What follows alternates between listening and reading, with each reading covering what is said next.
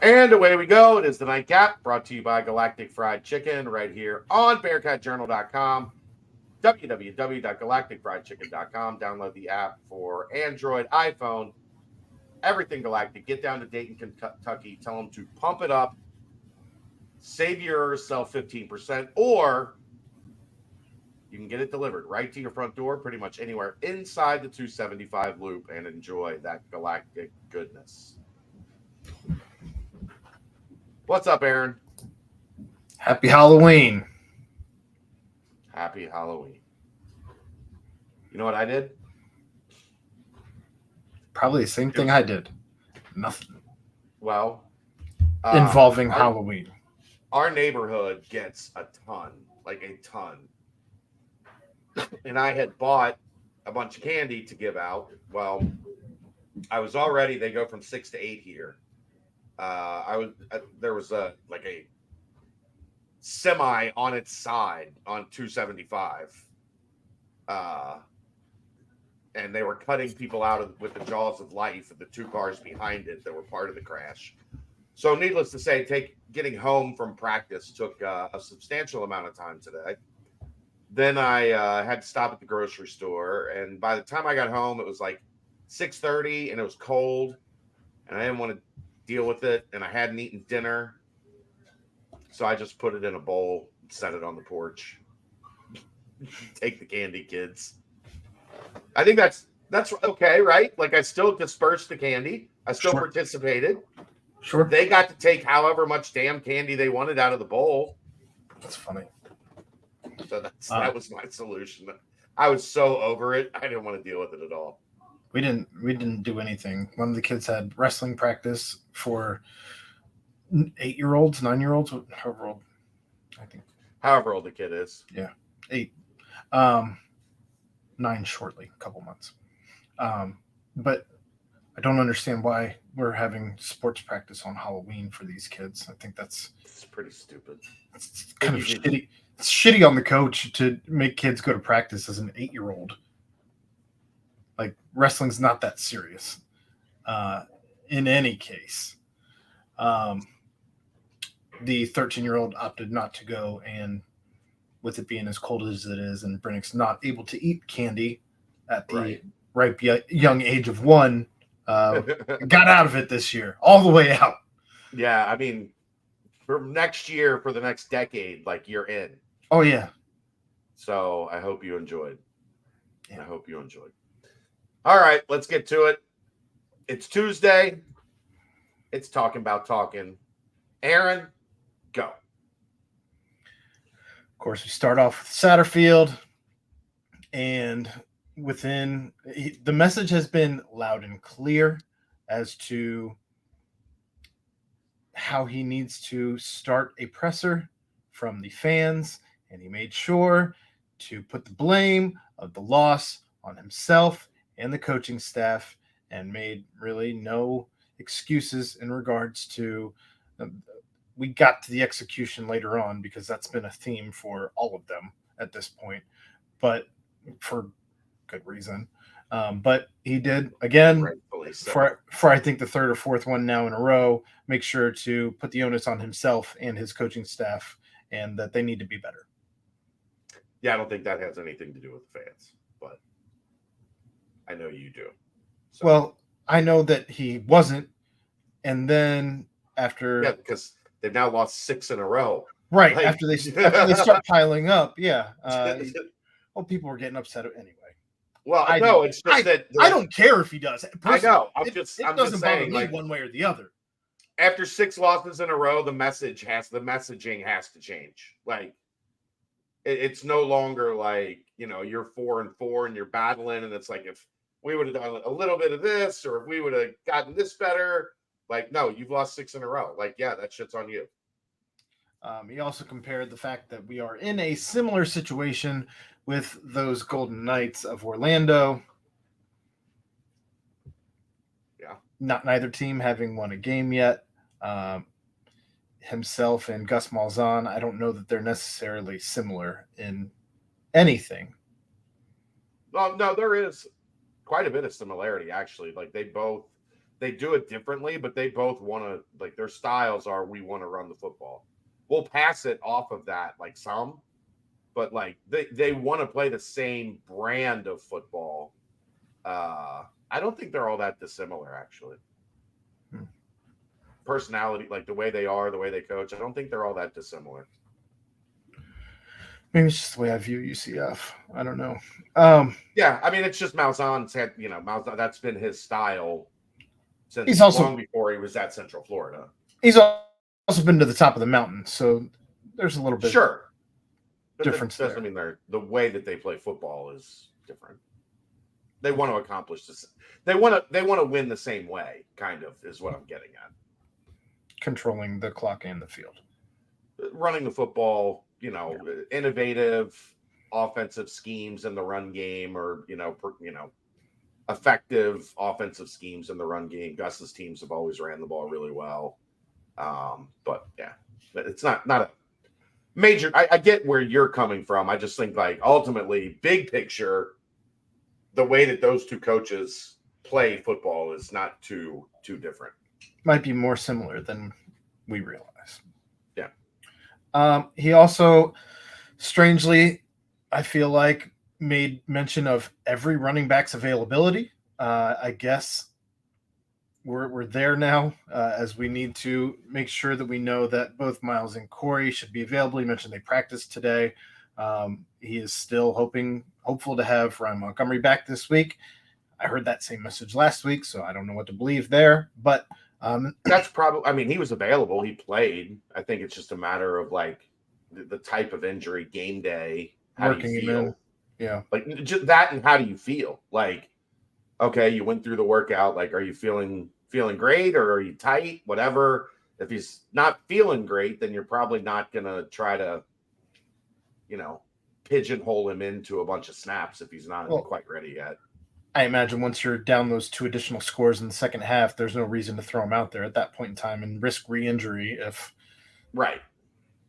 You're also down 2 additional backs by the end of the game. So yeah. And then Ethan Wright right for the year. That's next on my notes. Which that sucks that you lose a guy. I don't even know how much availability he has left yet at this point. I imagine you may be able to finagle some type of. So he's gray shirted, so I think he has potentially 1 more year, depending on his body. I mean, he plays a very violent brand of football. It is not kind on his body. Safety is a little less rigorous on the body. Still very physical. Like, the way he plays safety, not really, Aaron. The way he plays safety, he wants to crash into everyone. I would still think that the body would take a little bit more of a toll at running back. I'm not saying you're wrong. I'm saying the way he particularly plays safety, his brand, it's negligible, because he crashes into everything at 1,000 miles an hour, the exact same way he plays. He plays safety like he plays running back. It was hard in the paint. Yeah. The next soundbite that I caught was, it sounds like Brady Lichtenberg is going to be given every opportunity this week in practice to win a starting job by Saturday. I would be surprised if it's not Emory Jones. I don't know that I agree with it, but we took different things from that. The tea leaves that I read between, and the way that he stated what he said, and I didn't get the quote down, but it just sounded like we're going to give Brady Lichtenberg every opportunity this week to win the job. I was impressed with what I saw, and I think we'll see Brady Lichtenberg play against Central Florida. I think Emory Jones will start. If it's in mop-up duty, it's bullshit. No, I don't know that it's going to be mop-up duty, but I get the sense Emory Jones will be the starter. I don't necessarily agree with it, but he also talked quite a bit about not giving up on this season for these guys. And if they still feel Emory Jones gives them the best shot to win, then I would guess Emory Jones, at least for now, will continue to be the starter. But I do think Brady Lichtenberg will be factored in I think he'll be factored in as more than if Emory's playing poorly, put in Brady. I think there will be like Brady Lichtenberg playing time Great. involved in this game plan. That's great. 2 quarterbacks. That's fun. Ugh, At this point, what does it how matter, Aaron? the hell are we doing? What does it matter? Also said that, mentioning by name, that Barry Jackson would be looking to be playing at least 3 of the last 4. It sounds like they do intend to keep his red shirt intact, which I don't blame them. Like I've said, I know that people are very high on, oh, it's a transfer portal era. Red shirts don't matter anymore. Well, if you are really hopeful on any of these kids staying and hoping that things ever get back to loyalty to a program, or even if you're just trying to do right by a kid, they haven't played all season. Why would you burn the red shirt, not making them, but having them play 4 of the last 4 games when they've already played 1 game? None of it makes any sense to me. Yeah. Especially a guy like Barry Jackson, who you hope will be like a cornerstone of what you do going forward. Blowing a red shirt, playing in 5 games instead of 4 is malpractice. It's not like you can't, especially not if you're horrendous. If you're in an injury situation or like something drastic happens, I get it, but you still have Braden Smith and Aaron Turner in the slot. You can give Barry Jackson 1 of those 4 games off and play him in the other 3. If you're playing him the last 4 games and giving him 5 at that point because you stunk, that's not right. Not good. That's not how you do a student athlete. Right. He also mentioned that at the end of the half, he's done it before. He was trying to catch lightning in a bottle, and he had gone 90 yards against that defense before. So, hell, why not try it again? It's worked before. I can totally see how that mindset. What are we doing? I'm not usually frustrated when he gets up there and takes the podium. I know there's a ton of coach speak, and you get about as much coach speak at this point as you get what I feel is genuine authenticity from him. I think this is genuine authenticity, and I don't like it. Yeah. I think they looked at the defense and said, let's try to catch them napping with a run. Just throw it to the end zone. How about no? Scotty Doaks. What did I talk about last night, Aaron? They don't have a lot of faith in the passing game right now. Well, and that was, I think, the next thing that I have in my notes here is he mentioned the weather. In the first half, the weather was different than the second. Okay, hear me out. He mentioned the weather, I want to say, about 4 or 5 different times, and how disruptive that was with the pass game. That said, when you allow the other team to throw for 250 yards, 300 yards? No, 286, I think was the number I remember. 286. They didn't seem to have a problem with the there it is. It was loading. 286, 17 to 34. Correct. They didn't have a problem with the weather. So it's a cop-out answer. I don't like it either. You don't blame the weather. It didn't just rain harder when we had the ball. Now, there could be they were going into the wind as opposed to having the wind at their back. Whatever the case may be, they still only threw 5 passes in the first quarter. They don't trust the passing game. They don't. The weather was not what Toledo is about to play in tonight. Right. They have a blizzard. Yep.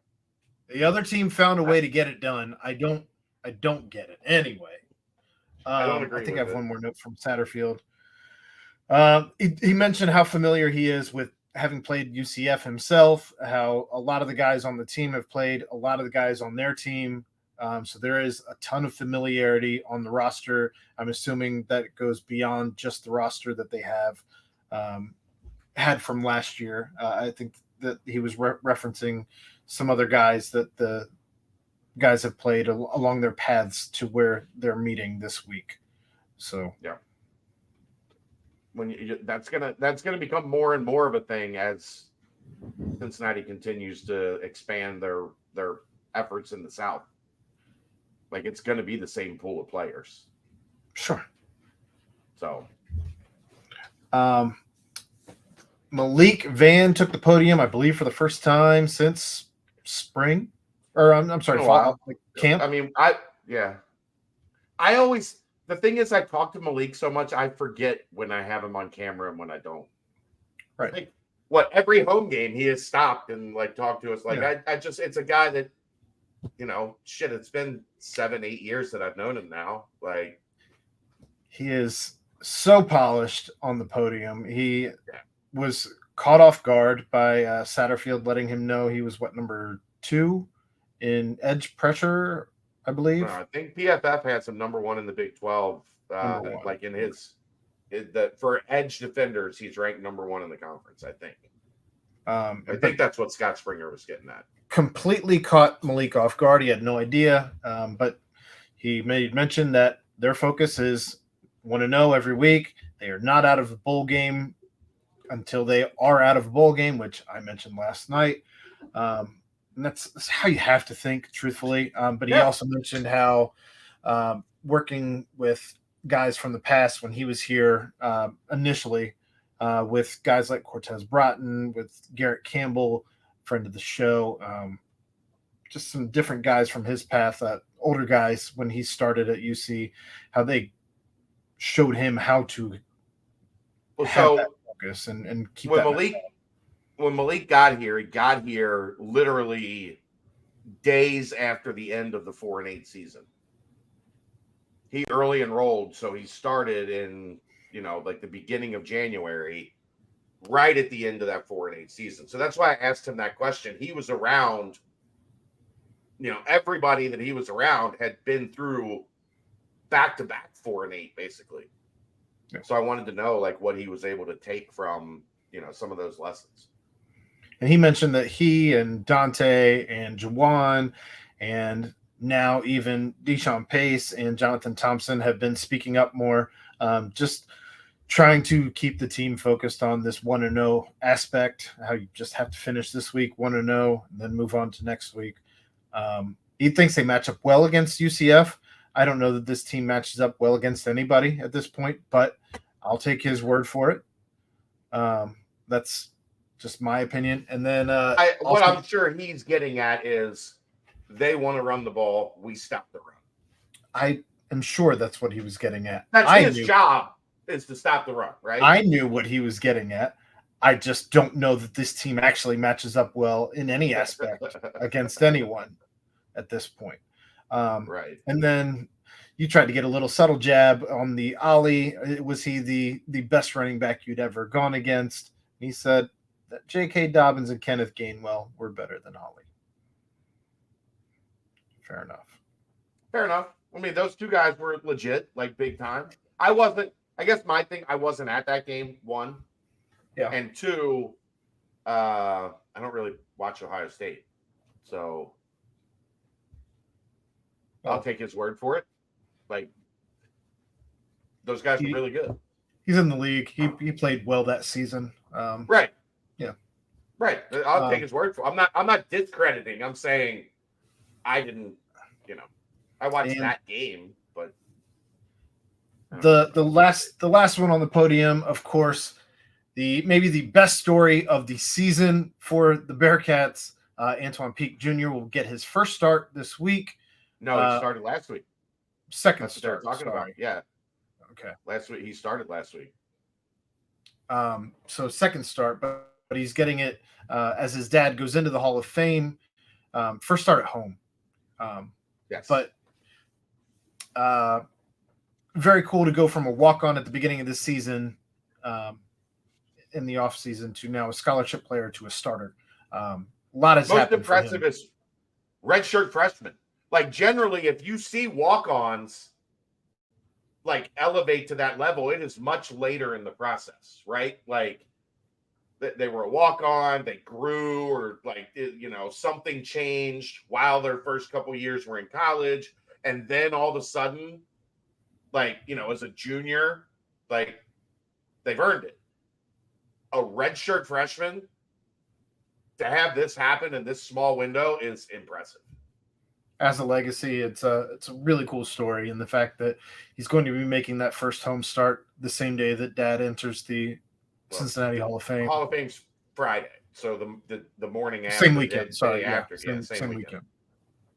Still cool as shit, and Awesome. that was what everybody's questions were all revolved around. He smiles a lot. Yeah, great kid. That's all I got. Good job, Antoine Sr. All right. That wraps it up. I guess we will see you tomorrow night. Oh, real quick. The logos, the giant decal on this helmet for this week for the Military Appreciation Night, they're dreadful. I'm guessing that isn't something UC had much to do with. I'm sure they probably asked for the decals from the military, and the military did not have appropriate sizing for a helmet. That belongs on this. It's big enough to be on the side of a ship. I don't. It was big. Anyhow, that's a nightcap. Brought to you by Galactic Fried Chicken, right here on BearcatJournal.com. See ya.